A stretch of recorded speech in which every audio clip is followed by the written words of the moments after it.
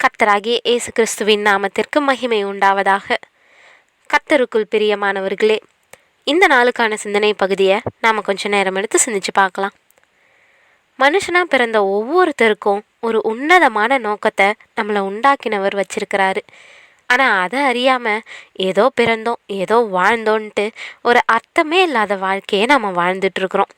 வெந்ததை திம்போம் விதி வந்தால் சாவோன்ட்டு ஒரு வாழ்க்கை வாழ்கிறதுக்கு பதில் பிறக்காத பிண்டமாகவே இருந்திருக்கலாம். இன்றைக்கி நம்மளை சுற்றிலையும் பொறுப்பில்லாத ஏனோ தானோன்னு வாழக்கூடிய நபர்களை பார்த்தா நமக்கு எரிச்சலாக வருது. ஆனால் நாம் வாழக்கூடிய வாழ்க்கை ஒரு சிறந்த வாழ்க்கையா இல்லை அர்த்தமுள்ள வாழ்க்கையான்னு கேட்டால் அது இல்லைன்றது தான் நிதர்சனம். ஏதோ ஒரு வேலை, சராசரி குடும்ப வாழ்க்கை, பொருளாதார குறைவு, குடும்ப சண்டைன்ட்டு ஒரு குறுகிய வாழ்க்கை. இப்படியாப்பட்ட நம்மளுடைய வாழ்க்கைக்கு காரணம் யாரோ ஒருத்தரை கை காட்டிக்கிட்டு தினமும் இயந்திரம் போல ஒரு வாழ்க்கையை வாழ்ந்துட்டுருக்குறோம். இதுக்காகவா தேவன் நம்மளை படைச்சாரு? நமக்கான நோக்கம் என்ன? நமக்கான இலக்கு என்ன? இதை புரிஞ்சுக்கொள்ள இன்னைக்கு கொஞ்சம் நேரம் எடுத்து சிந்திப்போம். கடந்த 2 ஆண்டுகளில் உலகத்திலேயே அதிக பலம் வாய்ந்த நபர் யாருன்னு கேட்டால் பெரும்பாலானவங்க அந்தந்த காலகட்டத்தினுடைய அமெரிக்க அதிபர்களை குறிப்பிடுவாங்க. இராணுவ பலமும் பொருளியல் வளப்பமும் அமெரிக்க அதிபர்களுக்கு அப்படி ஒரு தகுதியை தந்திருக்குது. உலகம் இதுவரை கண்டிருக்கக்கூடிய 44 அமெரிக்க அதிபர்களும் வெவ்வேறு விதங்களில் தங்களுடைய முத்திரையை பதிச்சிருந்தாலும் அவங்களில் ஒரு சிலர் தான் உலகுக்கு தேவைப்பட்ட முக்கிய மாற்றங்களை கொண்டு வந்தாங்க. மனுக்குலத்துக்கு மகிமையை தேடி தந்தாங்க. அவங்களில் தலையானவர் ஆப்ரஹாம் லிங்கன். அவருடைய தந்தை ஒரு செருப்பு தைக்கக்கூடிய தொழிலாளி. குடும்ப ஏழ்மை காரணமாக லிங்கனால் சரியாகவே படிக்க முடியல. 1809 வருஷம் அமெரிக்காவுடைய சின்னஞ்சிறு கிராமத்தில் பிறந்த லிங்கனை தோல்விகளுடைய செல்ல குழந்தைன்னு சொல்லலாம். அந்த அளவுக்கு தொடர் தோல்விகள் அவரை துரத்திக்கிட்டே இருந்துச்சு. தாமஸ், சாரா 2 பேருமே படிப்பு வசதியற்றவர்கள்னாலும் தன்னுடைய மகனை கர்த்தரிடத்தில் விசுவாசமாக இருக்க சொல்லி உற்சாகமூட்டினாங்க சாரா. ஒரு கடையில் எடுபடி வேலை பார்த்துக்கிட்டே நைட்டு நேரங்களில் மட்டும் பள்ளி பாடத்தை ஆர்வத்தோடு படித்தார். 1833 திருமணம் செஞ்சுக்கிட்டாரு. 2 பேருக்கும் 4 குழந்தைங்க பிறந்துச்சு. 3 குழந்தைங்க சின்ன வயசுலேயே மரணம் அடைஞ்சாங்க. மனைவிக்கு மனநோய் இருந்துச்சு. இத்தனை தோல்விகளையும் மன உறுதியோடு எதிர்கொண்டாரு. இவ்வளவு பாடுகள்லையும் விசுவாசம் உடையவரா அவர் தன்னை வளர்த்துக்கிட்டாரு.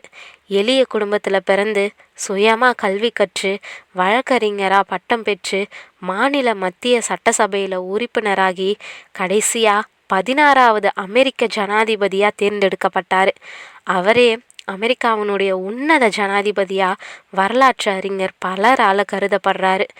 எல்லாரும் செய்கிறாங்க, நாமளும் செஞ்சுட்டு போவோம், இல்லை கண்டு கொள்ளாமல் இருப்போம் அப்படின்ட்டு லிங்கன் நினச்சிருந்தாருன்னா அவர் சரித்திரத்தில் இடம் பிடிச்சிருக்கவே முடியாது. இன்றைக்கி அமெரிக்கா ஒரு சுதந்திர தேசம்னா அதுக்கு அடித்தளமிட்டவர் ஆப்ரஹாம் லிங்கன்.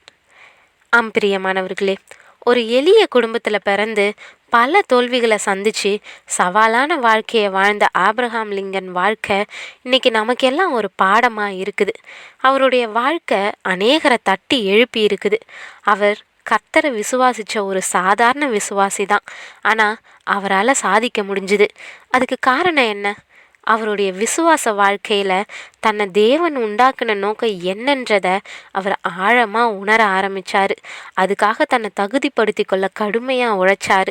தன்னுடைய ஆரம்ப வாழ்க்கையில் இருந்த பாடுகள், அதில் இருந்த சவால்களை எதிர்த்து வாழணுன்ற விருப்பம் அவருக்கு இருந்துச்சு. தன்னை போல் யாரும் இந்த உலகத்தில் பாடுபடக்கூடாதுன்றதுக்காக என்ன செய்யணுன்ட்டு தீர்மானித்தவராக செயல்பட தொடங்கினார்.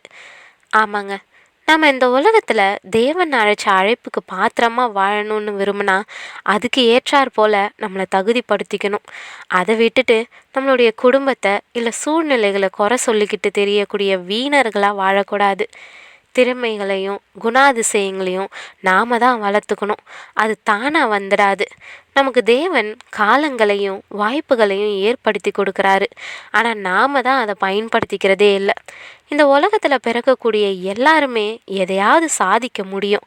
ஆனால் நாம் சாதிக்கிறதுக்கு பதில் சாஞ்சு போகிறவங்களாவோ இல்லை யார் மேலேயாவது சாஞ்சுக்கிறவங்களாவோ வாழ்ந்துட்டு போக விரும்புகிறோம்.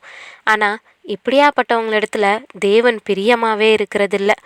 தன்னை வளர்த்துக்கிட்டு தான் வாழக்கூடிய சமுதாயத்தில் கர்த்தருடைய கரமாக செயல்பட தன்னை ஒப்பு கொடுக்குறவங்க தான் தேவனுக்கு பிரியமாக வாழ முடியும். இவைகள் உங்களுக்கு உண்டாயிருந்து பெருகினால் உங்களை நம்முடைய கர்த்தராகிய இயேசு கிறிஸ்துவை அறிகிற அறிவிலே வீணரும் கனியற்றவர்களுமாய் இருக்க ஒட்டாது.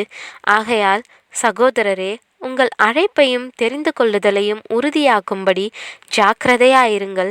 இவைகளை செய்தால் நீங்கள் ஒரு காலும் இடறி விழுவதில்லைன்னு 2 பேதுரு 1:8-10 சொல்லி இருக்கிறபடி நாமளும் வீணரா இல்லாமல் அழைப்புக்கும் தெரிந்து கொள்ளுதலுக்கும் தக்கதான ஒரு வாழ்க்கையை வாழ நம்மளை இன்னைக்கே அர்ப்பணிப்போம். தேவன் தாமே உங்களுக்கு கிருபையும் தயையும் செய்வாராக. ஆமேன்.